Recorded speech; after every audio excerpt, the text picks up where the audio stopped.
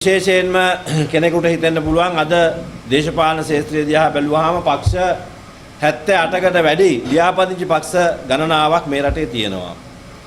එයින් අපි දන්න දේශපාලන පක්ෂ තමයි එක්සත් ජාතික පක්ෂය, එවැගේම ශ්‍රී ලංකා නිදහස් පක්ෂය, එවැගේම මෑත කාලේදී බිහිවෙච්ච පොහොට්ටුව නැත්නම් පොදු ජන පෙරමුණ, එවැගේම ජනතා විමුක්ති පෙරමුණ, ඊගාවට ඔය වගේ සම සමාජවාදී පක්ෂ, ඒ වගේම දෙමළ සහ මුස්ලිම් දේශපාලන පක්ෂ ඇතුළු පක්ෂ ගණනාවක් තමයි සමාජය අපේ කතා බහට ලක් වෙන්නේ යම් ක්‍රියාවලියක් කරන්නේ. ඒකනොත් ප්‍රධාන දේශපාලන පක්ෂ දෙකක් තමයි කාලෙන් කාලයට දෝලණය වෙමින් යන්නේ. ඒ කියන්නේ එක්සත් ජාතික පක්ෂ බලයටපත් වෙනවා කාලයකදී ශ්‍රී ලංකා නිදහස් පක්ෂය බලයටපත් වෙනවා. ඒක පොඩ්ඩක් වෙනස් වෙලා එක්සත් ජාතික පක්ෂය සහ පොහොට්ටුව කියන පක්ෂ දෙක පහුගිය යුගයේදී බිහි වුණා. ඒ දෙක තමයි බලයටපත් වෙන කටයුතු කළේ. ඇත්තටම අපි හිතුවා සිංහල බෞද්ධයන්ට මේ රටේ තිබුණ මතයක් සිංහල බෞද්ධයන් නායකයෙක් හදන්න බෑයි කියලා. ඒ නිසා අපි දැක්කා මේ ගෝඨාභය රාජපක්ෂ මහත්මයා බලයටපත් කළා මේ රටේ 69 ලක්ෂයක් ඡන්දෙ දීලා දවැන්ත දේශපාලන ගමනක් මේ රටේ සිංහල බෞද්ධයන් නායකයෙක් හදන්න පුළුවන් කියලා මම හිතන විදියට මම දන්න විදියට ගෝඨාභය මහත්තයාත් ඒක ප්‍රකාශ කළා. එදා රුවන්වැලිසෑය ගාව දිවුරුම් දෙනකොට එතුමාගේ ගමනට මම හිතන්නේ එතුමාගේම වටේ හිටපු පිරිසත් මේ රටේ අර හොරකමට වංචාවට විරුද්ධ වෙන පිරිසත් එතුමාව නැවතත් බලයෙන් විනාශ කරලා එලවලා දාලා විනාශ කරන්න කටයුතු සිද්ධ කළා තිබුණා. කොහොමුණත් සිංහල බෞද්ධ නායකයන්ට නායකයෙක් අපි අවසාන වශයෙන් හදාගත්තා කියලා අපි ගොඩාක් සතුටු වුණා. මේ රටේ 69 ලක්ෂයක් ඡන්ද දීපු මිනිස්සු විතරක් නෙමෙයි සමස්ත ජනතාවම. ඉතින් නමුත් ඒ සියල්ල උඩු යටි කුරු කරමින් එතුමාගේ කාර්යභාරයත් අර කියන ජරාවලටම නරාවලටම වැටිලා ජරාවලේම විනාශ වෙලා යන්නට යෙදුනා. අනිකුත් ඒවා වගේ නෙමෙයි පිපිච්ච විලේම කුණු වෙලා පර වෙලා කුණු වෙලා යන්නට සිද්ධ වුණා. ඉතින් ඒක අපිට ඒක විශේෂයෙන්ම පහර වැදුනේ කාටවත් නෙමෙයි සිංහලයන්ට සහ බෞද්ධයන්ට තමයි පහර වැදුනේ. ඉතින් කෙසේ හෝ ඒවා දැන් වෙච්ච දේවල් වුණා. අපි කල්පනා කළා මේ හැම දේශපාලන පක්ෂයකම දැන් පෞගිය දවසකලී මහා අරගලයක් තිබුණා. අපි හිතුණා මහා දැවැන්ත රැල්ලක් විදියට මේ අරගලය තුලින් මේ රටට නව ජීවයක් දීලා මේ රට අපි කන පිට ගහලා පෙරලයි කියලා පෙරලලා ගණී කියලා නව දේශපාලන ගැම්මක්. ඒ කියන්නේ රටක් වැටෙන්න ඕනේ, ප්‍රපාතයට වැටෙන්න ඕනේ, නැවත නැගිටින්න. ඒ නිසා අපි දැක්කා වියට්නාමයේ නැගිට්ටේ අද වාර්ෂික සංවර්ධන වර්ධන වේගය 9.7කට තියෙනවා. ඒ කියන්නේ ජපානයේ ගාවට ඉන්නේ වියට්නාමය. ඒ වියට්නාමයේ ප්‍රපාතනෙ වැටිච්ච රටක්. මේ අපිට වඩා අන්තරේ ගියපු රටක්. ඊගාවට කොරියාව කියලා කියන්නේ ඒ වගේ ප්‍රපාතනෙ වැටලා මිනිස්සු ගහ කොළ වෙලිච්ච කොළපවා කාලා ජීවිතේ ගොඩනගාගත්ත පිරිසක්. අදත් කොරියාවට ගියාම ජපානයට ගියාම තියෙනවා කිම්චි කියලා જાතියක්. ඒ කිම්චි හදලා තියෙන්නේ ගෝවා ලොකු බූලි වල දාලා මහ පොළොවේ යට වල දාලා ඒකට ලුණු මිරිස් ආදී දේවල් දාලා තමයි කිම්චි එක හදලා තියෙන්නේ. ඇත්තටම ඒක කාලා තමයි මේ මිනිස්සු කොහොම හරි ජීවිතේ ගොඩනගාගෙන අද ලෝකේ තියෙන සුවිශාලම රටවල් තමයි ජපානය, කොරියාව, මේ ආසියාතික රටවල් වලින් බැලුවාම ඔය වගේ චීන වගේ රටවල්. ඒ රටවල් හැම එකම වැටිච්ච රටවල්, ප්‍රපාතන වැටිච්ච රටවල්. මෑත කාලේදී වැටිච්ච රට තමයි වියට්නාමයේ නැගිටලා තියෙනවා අද. ඒ නිසා අපි හිතුවා ලංකාවත් මේ වැටෙන වැටිල්ලට හරි තැනකින් නැගිටි ඒක තමයි මේ අරගලේ ජයග්‍රහණය කියලා. බලනකොට ඒකතු වෙලා තියෙන්නේ මොකුන්ද? හොරු කණ්ඩායමකුයි, කුඩුකාරයෝ කණ්ඩායමකුයි, මද්ද්‍රව්‍යකාරයෝ කණ්ඩායමකුයි ඒ ටිකක් තමයි එකතු වෙලා තියෙන්නේ. මුන්ට අන්තිමට කොයිතරම් අපහසුතාවයටපත් වුණාද කියන්නේ කුඩු ගහ ගන්න අන්තිමට තැනක් නැතුව ඊයේ පෙරේද අස් කරනකොට දැක්ක කොහොමද මේ තැන්වල ක්‍රියාත්මකුනේ කියලා. ඒ විතරක් නෙමෙයි ගණිකා වෘත්තීය ස්ථාන නීතිගත වෙච්ච ආයතන බවටපත් වුණා. ඒ විතරක් නෙමෙයි මද්ද්‍රව්‍ය ගංජගස් පවා වවලා තිබුණා. ඉතින් බලනකොට මේකද මේ අරගලකාරයෝගේ වැඩේ. එතකොට මේකට පිටිපස්සෙන් ඉඳලා නායකත්වයේ දුන්නා යම් දේශපාලන පක්ෂයක්. අපි හිතුවා සුපිරිසුදු දේශපාලන පක්ෂ තමයි කියලා. බලනකොට කවුද මේකට නායකත්වය දුන්නේ? පෙරටුගාමී දේශපාලන පක්ෂය සහ ජනතා විමුක්ති පෙරමුණ. හරියට ওই ජනතා විමුක්ති පෙරමුණ ගැන කියනවා නම් අර සද්දේ තියෙන වැඩ නැහැ. දේශපාලන පක්ෂ වැඩ සද්දේ තියෙන වැඩ නැහැනේ. හැබැයි හිතනවා අපි හිතන දැන් අර බුදුහාඳුරෝ චත්තවලාක සූත්‍රයක් දේශනා කරලා තියෙනවා. චත්තවලා අංගුත්තර නිකාය චතුර්ථක නිපාතයේ තියෙනවා චත්තවලාහක කියලා සූත්‍රයක්. ඒ සූත්‍රයේ තියෙනවා වලාකුළු 4ක් පිළිබඳව පැහැදිලි කිරීම බුදුහාමුදුරුවෝ. එතකොට ඒ වලාකුළු 4න් පැහැදිලි කරන්නේ මේ සමාජයේ තියෙන සංවිධාන, ඊගාවට පුද්ගලයෝ, ඊට පස්සේ ඒ වගේ චරිත පිළිබඳව තමයි බුදුහාඳුරේ කියන්නේ විග්‍රහ කරලා තියෙන්නේ. එතකොට මේකෙන් අපිට මේ බුදුහාඳුර මේ දේශනා කරපු විග්‍රහයෙන් ඇත්තටම අපිට මේ වෙලාවේ ලොකු අර්ථයක් එන අවස්ථාවක් තියෙනවා. චත්තවලාක සූත්‍රයේ තියෙනවා අර එකක් තියෙනවා ගජ්ජිතානෝ වස්සිතා. ගර්ජනය කරන වහින්නේ. වැසි වලාකුළු තියෙනවා මහා විශාල කළු කරලා දැන් වහි හෙන ගහනවා අකුණු සැර වැදෙනවා විශාල වශයෙන් දැන් අපි හිතනවා මහා වැසි කඩාගෙන වැටෙයි කියලා. හැබැයි ඒක මොන වැස්සක්වත් නැහැ ටික වෙලාවක් යනකොට නිකන් පුස්සක් ඒක. ඒක තමයි ගජ්ජිතානෝ වස්සිතා. සමහර වලාකුණු වස්සිතානෝ ගජ්ජිතා. මහා ධාරානිපාත එකපාරට වැසි කඩාගෙන වැටෙනවා. හෙන ගැහිමක්වත් කළු වීමක්වත් මොනවක් නැහැ මහා ධාරානිපාත වැසි කඩාගෙන වැටෙනවා. ඒ දෙවෙනි වලාකුළ. තුන්වෙනි වලාකුළ තියෙනවා ගජ්ජිතා වස්සිතා චෝති. ගර්ජනය කරන වගේම වහින සමහරවල්ලාට අපි දකින්නනේ මහා ගර්ජනය කළා කළු වෙලා වුණ ධාරානිපාත වැසි වැටෙනවා. ඒ වගේම වැසි කඩාගෙන වැටෙනවා. හතරවෙනි එක තමයි නගජ්ජිතාන වස්සිතා චෝති. ඒ කියන්නේ ගර්ජනය කරන්නේත් නැහැ වහින්නෙත් නැහැ සාමාන්‍ය ස්වභාවික දේශගුණය තියෙනවා. එතකොට ඒකේ අපිට ගන්න පුළුවන් ජනතා විමුක්ති පෙරමුණ කියලා කියන්නේ ගජ්ජිතානෝ වස්සිතා. සද්දේ තියෙන වැඩ නැහැ. ඒ කියන්නේ ඇතුළ හුලං ඇතුළ පුස් මොකක්වත් නැහැ. දැන් මේ දේශපාලන දැන් තියෙන දේශපාලන පක්ෂ හොරකම හරි වංචාව හරි තියෙනවා උන් කරන බව පේනවනේ. අරගොල්ලෝ කරන්නේ හොරකම් වංචාවල් පේන්නේ නැහැ. හැබැයි දැක්කේ කොහෙන්ද දැක්කේ අපි ඒක? ඒකෙන් දැක්කේ අරගලයෙන් අපි දැක්කා. මොකුන්ද මේක ඉන්නේ කියලා. හොරු වංචනිකයෝ කපටියෝ දූෂකයෝ විවිධ අපචාර කරන ඇවුත් ටික තමයි අන්තිමට අපිට දැක්කේ මේ අරගල භූමියෙන් දැක්කේ. ඒ විතරක් නෙමෙයි. දැවැන්තම පාවා දීම කරපු ඒවා ටික අපි දැක්කා. දැවැන්තම පාවා දීම ගයි ඒක හේතුව. දැවැන්තම පාවා දීම ටික කියලා කියන්නේ අවසානයේදී අර ජාතිය වෙනුවෙන් රට වෙනුවෙන් හැංගීම තියෙන කොල්ලෝ නැගිටලා ආවා. පිටිපස්සෙන් ඉඳලා ජනතා විමුක්ති පෙරමුණ සහ පෙරටුගාමී පක්ෂය මොකද කරේ? ගහපන් කියලා උල්පන්දන් දුන්නා. දීලා අවසානයේ මොකද කරේ? ලෝයස්ලත් බැස්ස ඒකට. අපි හිතුවා දැන් රට පෙරලලා මහා වැඩක් කරයි කියලා. අන්තිමට දැන් ඒ අහිංසක කොල්ලෝ ටික අසරණ වුණා. අද ජනතා විමුක්ති පෙරමුණත් නැහැ. ඊගාවට අර කියපු පිටිපස්සෙන් හිටපු බලවේගත් නැහැ. අද අසරණ වෙච්ච කොල්ලෝ ටික හිරගෙවල් වල ලගින සිද්ධ වෙලා තිනවා. මොනතරම් දරුණු විදියට මේ ක්‍රියාත්මක වීම සිද්ධ වෙනවද කියලා කිව්වොත් මොකද්ද රාජ්‍ය විරෝධී කුමන්ත්‍රණයට තමයි සමහර දඬුවම් ලබා දෙන්නේ. රාජ්‍ය විරෝධී කුමන්ත්‍රණ කියලා කියන්නේ මොනවාද? අයිත් අප නැතුව ජීවිතාන්තය දක්වා හිරේ. කවදා හරි මරණීය දඬුවම් දෙන දවසක් ආවොත් එල්ලා මරන්න ආවොත් අර ජාතිය වෙනුවෙන් නැගිටපු අර සමහරලාට අහිංසක කොල්ලෝ වෙන්නේ නැති ඉස්සරහට දැම්මේ. ඒ කොල්ලෝ ටික අවසානයේදී එල්ලා මරනවා. මේ දේශපාලකව හැමදාම මේ විදිහට තමයි දේශපාලන බඩ වඩා ගැනීම කරේ. අනිත් එක තමයි ඔය ජනතා විමුක්ති පෙරමුණ දැන් කියනවානේ මහා ලොකුට අපි අනුරු කුමාර දිසානායක කතා කරේ ජනාධිපති වුණා වගේ පහුගිය කාලේ. එයා ජනාධිපති වුණා නම් කොහොමද දෙන වැඩපිළිවෙල? අපි දැක්කනේ 80 ගණන් වල දීපු අර කළු මේ මොකද්ද විනාශය? ගෙවල් ගිනි තියලා මිනිස්සු මරලා මහා විශාල විනාශයක් කරපු එකේ දෙවෙනි පෙම රාජ්‍ය දේපල විනාශ කරපු එකේ දෙවෙනි අවස්ථාව තමයි මේ ආවේ මේ පෙන්නුවේ. ඒ කියන්නේ මෙවුන් ඇවිල්ලා මේ රටක් වැඩ කරන්න පුළුවන් මේ ත්‍රස්තවාදීන් දාලා ඡන්දි දාලා රටක් බලයටපත් කරගන්න කටයුතු කරන අය. ඒ නිසා අපි දන්නවා ජනතා විමුක්ති පෙරමුණට මම හිතන විදිහට තීන තුනක් නැති වෙලා යන තත්ත්වයට තමයි දැන්පත් වෙලා තියෙන්නේ. ඊගාවට අර අහිංසක කොල්ලෝ ටික අද හිරගෙවල් වලට වැටලා තියෙනවා. ඒ නිසා මේ ඒ දේශපාලනික එක තමයි අනුරු කුමාර දිසානායකලා කතා කරනනේ අපිට ආණ්ඩුවක් දුන්නොත් කොහොමද කියලා අපි දන්නවනේ. චන්ද්‍රිකා බණ්ඩාරනායක මැතිණියේ කාලේ මන්ත්‍රී ආසන 42ක් ගත්ත ජනතා විමුක්ති පෙරමුණ. අර ජනාධිපති ඒගොල්ලන්ට පින් සිද්ධ වෙන්න. අරගෙන ඉවරලා ගත්තාම ඇමතිකම් 3ක්. ඒකෙන් ඇමතිකමක් දුන්නා කුෂිකර්ම අමාත්‍යාංශ දුන්නේ කාටද? අනුරු කුමාර දිසානායක මහත්තයාට. වැව් 1000ක් හදනවා කියලා ආවේ.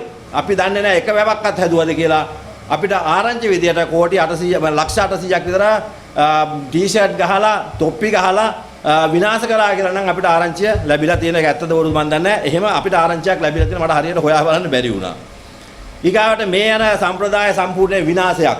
මේ යන අරගලය හොඳයි ත්‍රස්තවාදී කණ්ඩායම් බලයටපත් කරන්න අර මේ වගේම හොඳ කොහෙටද අර පහුගිය දවස්වල තලයිබාන් ඇල්ලුවේ.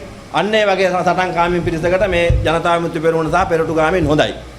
ඊගාවට මේ තියෙන සාම්ප්‍රදායික මේ දේශපාලන පක්ෂ එක්සත් ජාතික පක්ෂය සහ පොදු පොහොට්ටුව ගත්තාම හැමදාම යපුම් මානසිකත්වයෙන් ජීවත් වෙච්ච දේශපාලන පක්ෂය. හැමදාම අපි යපුම් මානසිකත්වයෙන් ජීවත් වුණේ.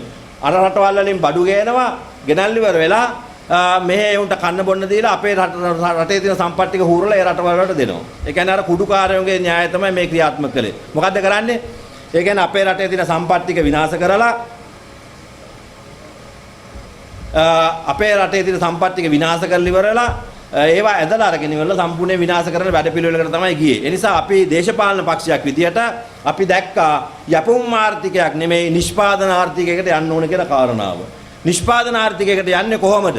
ඒ කියන්නේ අපේ රට නිෂ්පාදන ක්‍රියාවලියක ලෝකේ නැගිටපු රටවල් හැම රටක්ම නැගිට්ටේ නිෂ්පාදන ක්‍රියාවලිය. වියට්නාමේ නැගිට්ටේ නිෂ්පාදන ක්‍රියාවලියෙන්. වියට්නාමේ ලෝකේ හදන ගුවන් යානයේ කොටසක් හැදුවේ වියට්නාමේ.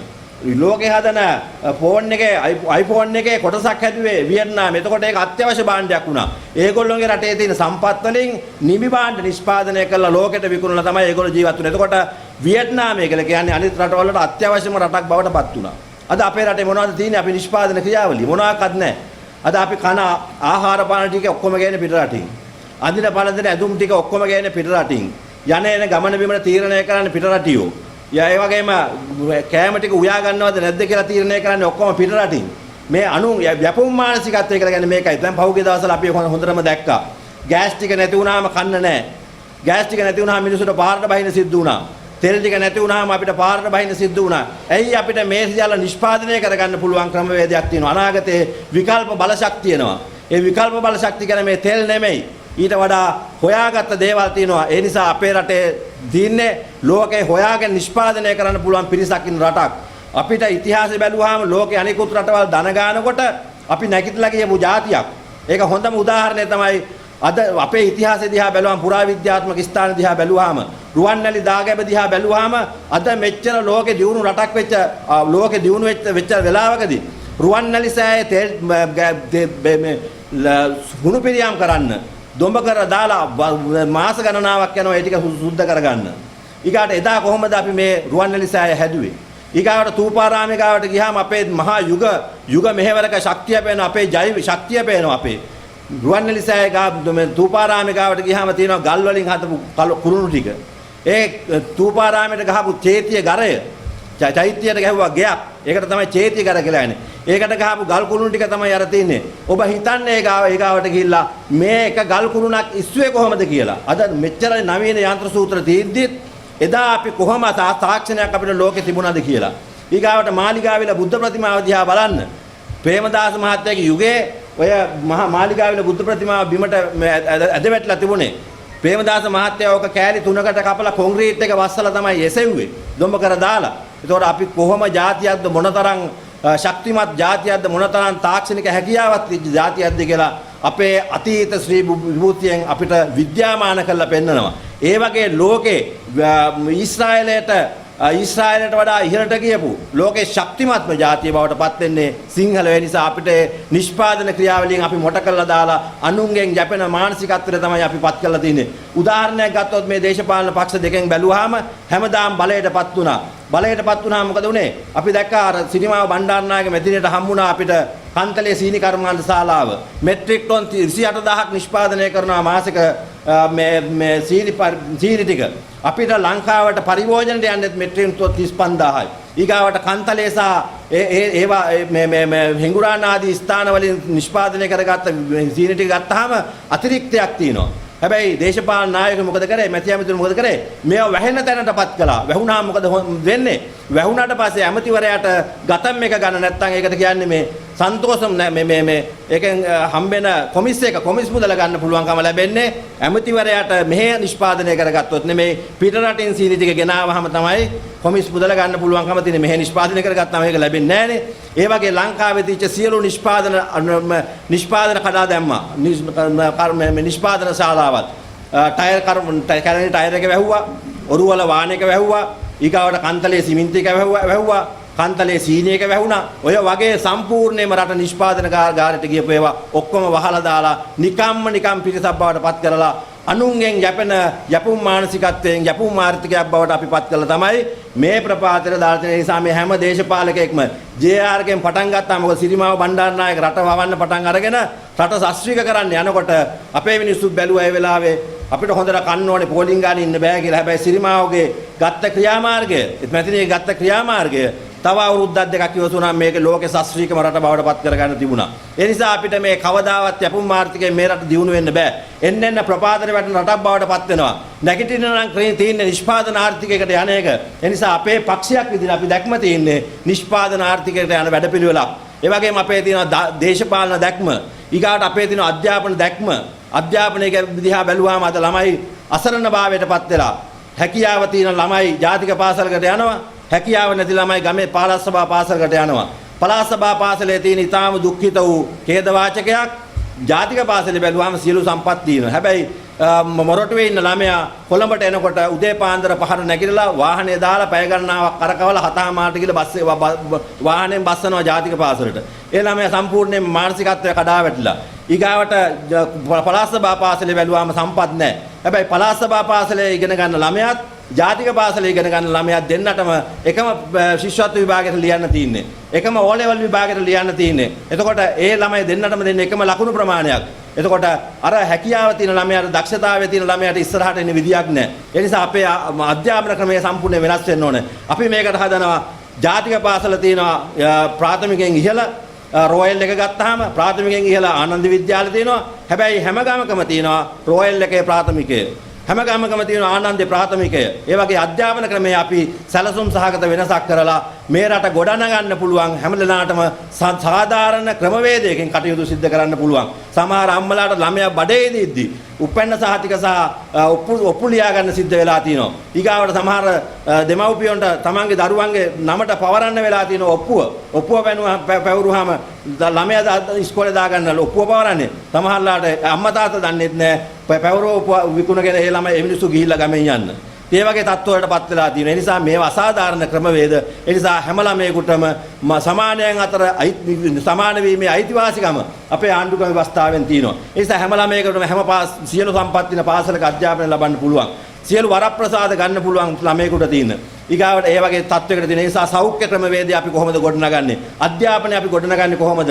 රටේ නිෂ්පාදන ක්‍රියාවලිය ගොඩනගන්නේ කොහොමද කියන එක අපි සකස් කරලා තියෙන උදාහරණයක් විදිහට ගත්තාම අපි නිෂ්පාදන ආර්ථිකයට යන වැඩපිළිවෙලක් අපි ගාව තියෙන්නේ. අද බලන්නකෝ O level, A level හැර යන ළමයි සමහරවිට රැකියාවක් කරගන්න නැහැ. අම්මලා තාත්තලා මහා මානසිකත්වයේ වේදනාවකට පත් වෙලා තිනවා. සමහරලාට අම්මලා තාත්තලා ඒ ළමයා වෙනුවෙන් ඇප්ලිකේෂන් දාලා තිනවා ලක්ෂ දෙකක් තුනක් විතර යනකම් මේ මුද්‍රා ගාස්තු යරෝම බැලුවාම ලක්ෂ දෙකක් විතර වියදම් කරලා තිනවා. එතකොට ඒ ළමයාට රැකියාවක් නැතුණා ළමයා පොඩ්ඩක් රවුම් ගහනවා.